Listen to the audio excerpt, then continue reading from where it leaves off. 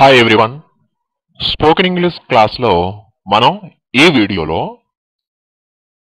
Could could be గురించి తెలుసుకుందాం. కుడ్కి could బికి తేడా ఏంటో ఒక్కసారి చూద్దాం. ముందుగా కుడ్ గురించి తెలుసుకుని ఆ తర్వాత కుడ్ బి గురించి తెలుసుకుందాం. ఓకే, కుడ్ కుడ్ అంటే మనం ఏ పనైతే చేయగలిగామో అలాంటి పనులు చెప్పడానికి ఇంగ్లీష్లో కుడ్ అనే పదం ఉపయోగించడం జరుగుతుంది. ముందుగా కుడ్కి సంబంధించిన ఫార్ములా ఒక్కసారి చూడండి. Subject plus could plus V1 plus object. Subject తరువాత కుడ్ అనే పదం ఉండాలి, దాని తర్వాత వెర్బ్ యొక్క మొదటి రూపం, ఆ తర్వాతే ఆబ్జెక్ట్. ఓకే, ఇప్పుడు ఉదాహరణలు చూడండి. నేను ఒక పుస్తకం వ్రాయగలిగాను. నేను ఒక పుస్తకం వ్రాయగలిగాను. I could write a book. I could write a book. మీరు ఇల్లు కట్టగలిగారు. మీరు ఇల్లు కట్టగలిగారు. You could build a house. You could build a house. మనం వాళ్ళను ఆహ్వానించగలిగాము. మనం వాళ్ళను ఆహ్వానించగలిగాము. We could invite them. We could invite them. నేను ఆ పుస్తకం చదవగలిగాను. నేను ఆ పుస్తకం చదవగలిగాను. I could read that book. I could read that book. మేము టెలిఫోన్ బిల్ కట్టగలిగాము. మేము టెలిఫోన్ బిల్ కట్టగలిగాము. We could remit the telephone bill. We could remit the telephone bill. Okay, ఇప్పుడు కుడ్ అంటే మీకు అర్థమైంది అనుకుంటున్నాను. ఇక కుడ్ బి గురించి తెలుసుకుందాం. Okay,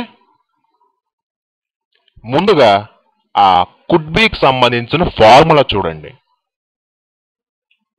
subject plus could be plus V3 plus object. Subject తర్వాత కుడ్ బి అనే పదం వాడాలి, ఆ తర్వాతే వెర్బ్ యొక్క మూడో రూపం, ఆ తర్వాత ఆబ్జెక్ట్. మీరు సింపుల్ గా గుర్తుపెట్టుకోండి, కుడ్ అనే పదం తర్వాత ఎప్పుడైతే బి ఫామ్ ఉపయోగించామో దాని తరువాత వెర్బ్ అనేది వాడాల్సి వస్తే ఖచ్చితంగా మూడవ రూపం మాత్రమే వాడాలి. వెర్బ్ యొక్క V3 వాడాలి. ఓకే, ఉదాహరణలు చూడండి. ఒక పుస్తకం నాచే వ్రాయబడగలిగెను. ఒక పుస్తకం నా చేత లేదా నా ద్వారా వ్రాయబడగలిగెను. A book could be written by me. A book could be written by me. ఇల్లు మీచే కట్టబడగలిగెను. ఇల్లు మీ ద్వారా కట్టబడగలిగెను. A house could be built by you. A house could be built by you. వాళ్ళను మనం ఆహ్వానించబడగలిగాము. వాళ్ళను మనం ఆహ్వానించబడగలిగాము. They could be invited by us. They could be invited by us. ఆ పుస్తకం నాచే చదవబడగలిగెను. ఆ పుస్తకం నా ద్వారా చదవబడగలిగెను. That book could be read by me. That book could be read by me. Telephone bill మాచే కట్టబడగలిగెను. టెలిఫోన్ బిల్ మాచే కట్టబడగలిగెను. The telephone bill could be remitted by us. The telephone bill could be remitted by us. Okay, ఇప్పుడు could be plus V3తో మరికొన్ని ఉదాహరణలు చూద్దాం. ఓకేనా? ఎందుకంటే కుడ్ బి ప్లస్ V3 అనేది ఫస్ట్ టైం నేర్చుకుంటున్నాం కాబట్టి కొన్ని ఎక్కువగా ఉదాహరణలు నేర్చుకుంటే మంచిది. ఓకే, మరి ఇప్పుడు అవి కూడా చూద్దాం. అతన్ని సస్పెండ్ చేయబడగలిగాను.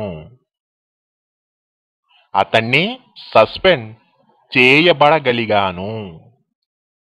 He could be suspended. He could be suspended. వాళ్ళందరినీ కలవబడగలిగాను. వాళ్ళందరినీ కలవబడగలిగాను. They all could be met. They all could be met. 5,000 పుస్తకాలు ప్రింట్ చేయబడగలిగాను. 5,000 పుస్తకాలను ప్రింట్ చేయబడగలిగాను. 5,000 books could be printed. 5,000 books could be printed. ఇవన్నీ అక్కడకు పంపించబడగలిగాను. ఇవన్నీ అక్కడకు పంపించబడగలిగాను. All these things could be sent there. All these things or items could be sent there. Homework చేయబడగలిగాను. Homework చేయబడగలిగాను. Homework could be done. Homework could be done. Okay, ఈ వీడియోలో మనం could and could be గురించి తెలుసుకోవడం జరిగింది కదా. మరలా నెక్స్ట్ వీడియోలో మరొక టాపిక్తో కలుద్దాం.